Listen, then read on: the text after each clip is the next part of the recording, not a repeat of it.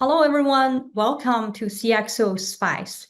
CXO Spice is a platform for thought leaders to share their point of view on innovation and explain how to make it happen in real world. Today's topic is women leadership in AI. Our special guest today is Sandra Rivera, former Executive Vice President of Data Center and AI at Intel and newly appointed CEO of the Programmable Solutions Group. Hello, Sandra.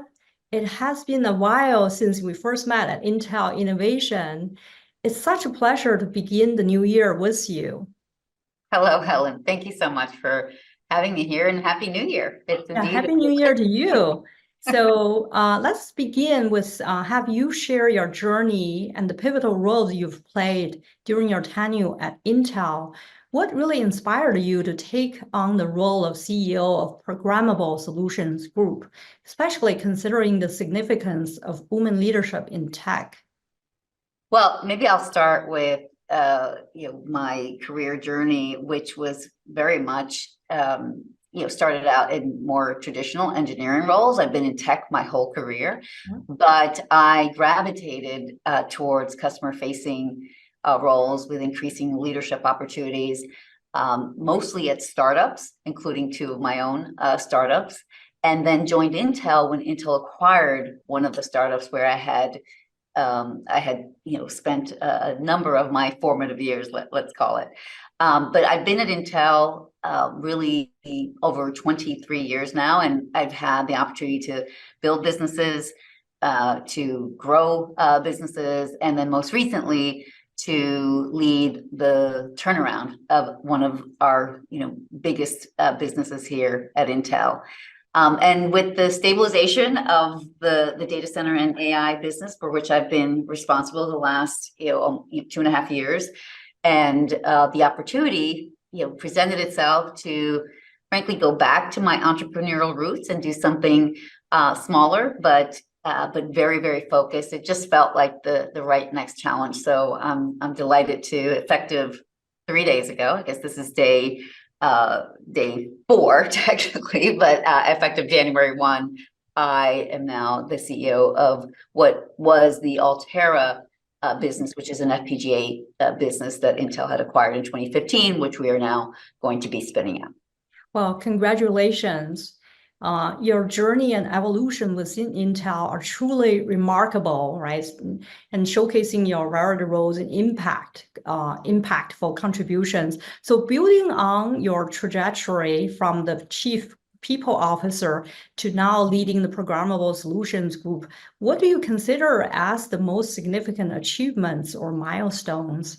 And can you share some insights into the progress made in Intel powered by AI Continuum and the impact it has had on the industry? Yes, Helen, and it's one of the things that I didn't just mention, but even though I've been mostly on the business side in my career, and certainly my 23 years at Intel, I did spend over 2 years as the chief people officer for Intel during the pandemic.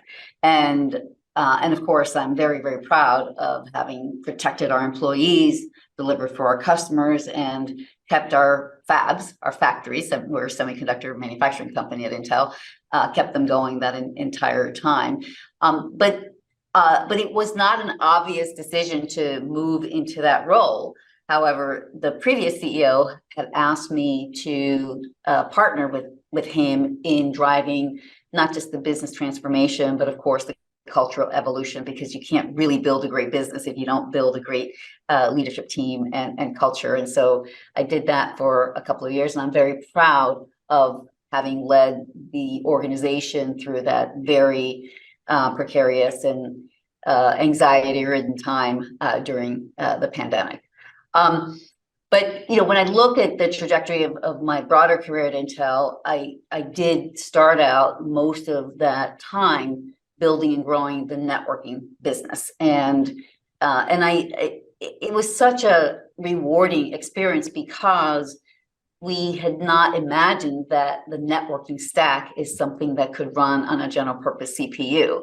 And the team here really believed that it was a great way to bring more capability to more players in the market. And it's just part of Intel's DNA is always to lower barriers to entry, increase market participation, and then accelerate the rate of innovation. And we felt that networking was that last kind of industry that really needed to open up, and that could be opened up with more software capability and more programmable types of logic and environments. And that's what we did, and that's what I had been a part of for many, many years. So I felt really proud of the work that I did there, felt proud of the work that I did in the Chief People Officer role. And then the last assignment that I had before coming into the CEO role for the FPGA business had been in driving and growing the data center and AI organization. And that started, and I kind of key off of the CXO title of your show. It started with just an extreme focus on execution, right? Just execution, execution, execution. Let's do fewer things better. Let's shore up the core CPU franchise. And as that has gotten healthy and back to predictable execution, high quality products, showing up for our customers, we've also then in parallel been building that next big franchise around GPUs and AI accelerators to specifically address the AI opportunity, which of course I'm very excited about as part of just what Intel is doing, and then also the FPGA business. And maybe just one more comment I'll make here, Ellen, is that I've also been very proud during the time that I've been in various leadership roles at Intel to increase the number of vice presidents, fellows, and principal engineers, and just to recognize and promote so many of our wonderful employees in the businesses that I ran and was a part of. So I'm very proud of our people. Wow. So that's impressive, especially when you said extreme focus, the execution, predictable execution focus, right? Kudos to your vision and leadership for this transformative impact. So how do you see AI evolving in the coming years, since we're talking about AI and women leadership here? What's coming with the PSG spin-off? Are there any emerging technologies or trends that PSG is particularly focused on? Yes, well, I certainly, one thing that I like to remind myself and all of our employees is that we are at the beginning of AI, not the end. And so the pace at which the technology is evolving is really like nothing I've ever experienced before. And I've been, in the tech industry for over 35 years. And so, I mean, we've clearly seen the internet, we've clearly seen the cloud, but AI is something just extraordinary in terms of just how fast it's evolving and how much it's going to impact every single industry that we're part of. Specifically, in terms of the FPGA portfolio, the thing about an FPGA is that it's a highly programmable and flexible type of platform. And the thing about AI is that it is a very dynamic environment, fast evolving and changing. And so you want to build in future proofing into your AI platforms and AI designs. You want to make sure that you can evolve with the changing innovations and market landscape. And FPGAs are very, very well suited to be a co-processor and a participant in that platform. Certainly on the front end, when you're doing a lot of the data prep and data compression and data ingest, and also in terms of the overall platform where you want networking efficiency, where you want to offload your CPU or your GPU from some of the storage acceleration functions or other acceleration types of functions, and FPGAs are well suited there. So we're pretty excited about AI just writ large in terms of all the opportunities, but specifically the industries where we are redoubling our focus will be in industrial, in a lot of the work that's happening in manufacturing. As manufacturing gets smarter, you need more, frankly, you'll have more AI. Edge inference will happen a lot on that factory floor and some of those industrial applications. So that's a great opportunity for FPGAs. And of course, autonomous vehicles, another great opportunity. the aerospace and defense industry, an area where Intel is well positioned and where we'll leverage Intel's position.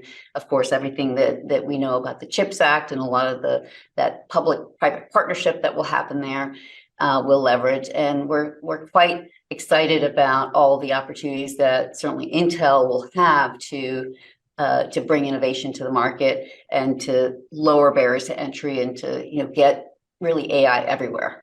And of course, we will leverage that in the Programmable Solutions Group as well. That's profound, Sandra. I can't wait to see more of the innovation with the smart factory, with manufacturing, with aerospace, all those verticals. So that's shifting gear a little bit. As a minority leader in the tech industry, what challenges have you encountered, especially as a woman in AI leadership, and how have you navigated through them? What opportunities do you see for women, particularly in AI and tech sectors? Well, I don't know that AI is any different from other tech sectors other than it's moving so quickly in terms of the challenges that we face as women in the tech industry. I do know that clearly in an industry that's fast evolving, where roles are changing, where some of the knowledge work is going to be addressed and perfected or accelerated by AI.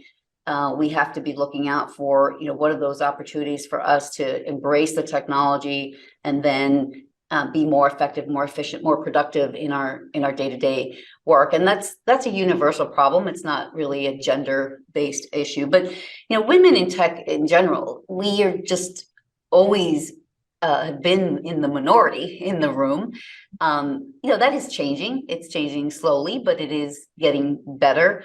I think that certainly when I reflect on my own career, I always realize that if you're going to be in the minority in the room, you're going to stand out and make sure that you stand out and that you're remembered for something positive. And so I just decided very early in my career that I would be the person that was the most prepared and that would certainly participate and be remembered for something positive from that room.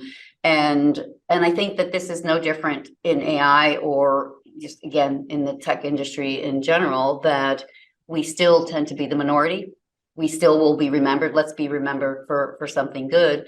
And clearly the thing that I learned over time is just how important it is that every interaction that you have, everything that you do or you say or you don't do or you don't say, that is the brand that you are, right? That defines who you are. And you always want to think about, certainly I always thought about, what is that conversation that I'm leaving when I leave that room?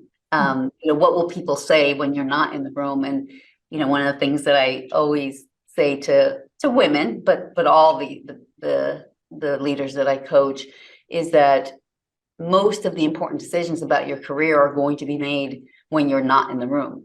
And who is going to advocate for you and what are they going to say? And just remember that in your day-to-day interactions with people, because all of that becomes your brand and all of that is really important. And particularly for women, where we're in the minority, where we're not going to always be given the benefit of the doubt, where we have to stand out. Let's just stand out for something positive and let's make sure that other people advocate for us when we're not in that room. Wow, there are so many things I picked from this short few minutes, Sandra, especially when you said most of the decisions are being made when you're not in the room. So that's stand out for something being positive, right? The positivity, the attitude, the mind share is so important. What can you tell us more about the new company created after the FPGA business spinoff, and what's its vision and mission? How will the new company differentiate itself in the market, and what are its key areas of focus? Yes. Well, we are so excited to be this small, scrappy, agile, speedy, customer-obsessed organization that we can be when we're this much smaller entity, right? It's always more complex and cumbersome to be part of a large organization. There's so many good things about being part of a large organization, but when you're trying to move with speed and agility, that's one of the challenges. So we're very, very excited to be the only pure play FPGA business that is top to bottom, that has top to bottom, portfolio and product offerings. There's no other company that is going to be able to claim that, because we're going to be the only standalone organization that will really be able to occupy that position. But we will also have all of the benefits of being closely aligned with Intel. I spoke earlier about the CHIPS Act and how important it is for that public-private partnership and the funding that will go to many of the defense and aerospace programs. And for us to be a part of that is goodness. The world is looking for more resilient and geographically diverse supply chains. This is something that we learned during the pandemic, how important it is, and how sometimes, I call them jelly bean parts, but, a resistor or a capacitor could hold up, the shipping of, tens of thousands of dollars worth of equipment, because we didn't have enough of those parts. So resilient supply chains, and, the benefit that we'll be able to leverage from Intel being the only company left in the Western world that can lead on process technology and that has supply, semiconductor manufacturing supply and capability. So we'll be able to leverage that as well. And we did a pilot last year, in fact, where we have these supply assurance agreements, supply resilience agreements with some of our customers that they really valued that, and we're looking to do more of that. So again, being able to have our own standalone capability to move very quickly, to listen to customers, to pivot as needed, and to move with the tech industry, which is a very dynamic and fast evolving marketplace, while still having the brand, the reach, the scale, and all the goodness that Intel represents as well. So that's really how we're positioning ourselves. And as I mentioned, we've done very, very well in terms of our comms and our cloud business. And we're now adding more focus in that automotive, aerospace, defense, industrial, and manufacturing sector. So very excited about the future. Wow, that's exciting indeed, right? You talk about the agility and customer focused. Those are, and the ability of being the only one in the Western world that have that capability, I think was Intel's backup as well, right? And I can't wait to see what's ahead with the new company. Thank you. Beyond these executive roles, you also serve as a board member at Equinix, who, what does it take for a woman leader obtaining a board seat? Yes, I've been part of the Equinix board for over 4 years. I'm now the chair of the Comp and Talent Committee. It's a wonderful company, and it's been a great experience and a wonderful opportunity to contribute and give back and help that management team while leveraging my own domain expertise in the tech industry, and as they grow their business, being able to provide insights and input and feedback on the strategies that they are driving and executing. But one thing that I remember when I was looking at different board roles and interviewing for different board roles is that it's very important to have a strong cultural match and an interest in the company and in the market or the products. And I was very excited to get on a public company board, and I interviewed for several before the one with Equinix worked out. And I actually was turned down by one, and I turned one down. And I remember, again, reflecting back that I was probably trying to force fit myself into something that wasn't as strong of a cultural fit as I have with Equinix, or where I wasn't as genuinely excited about the products or the services or the technologies. And so things didn't work out until like the third time's a charm. But I'm so grateful that I went through that process where I was trying to be selective, where, of course, the company was also interviewing me. And the fact that they didn't work out, those other two opportunities, and this one did, it just seems like the perfect the perfect match for me, but probably something I didn't see, early on, just how important it is to have that cultural fit with the values and the mission and the purpose of the organization, as well as a genuine interest in the technologies and feeling like, hey, this is something that I can contribute to as well as learn from. So I would probably say to other women that are looking at board roles is, don't force fit, right? Just really be clear on what you want and what you don't want, how you can contribute, how you can learn, and that'll be really the best fit and the best match. That's good advice. I appreciate that.